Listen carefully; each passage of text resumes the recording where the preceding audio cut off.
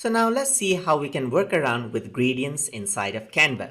To do that, I'm going to go to the Elements section right over here. And then as I scroll down, you can see the Gradient section right over here.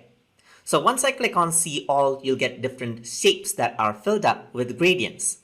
All of them simply work out in the same way. So I'm just going to choose a simple one right over here. As I bring in the gradient, you can see that over here you have two color options right over here. So I can click on the first color and choose the color of my choice right over here. And then it creates a gradient with the other color, as you can see. So I can choose another color over here, just like this, and then just choose out the other color that I want gradient of. So I have a gradient from light green to orange, as you can see right over here.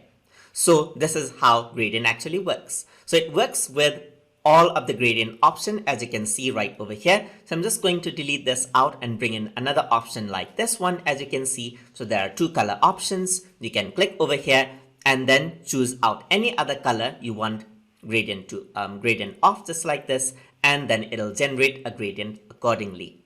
And that is how you work around with gradients in Canva.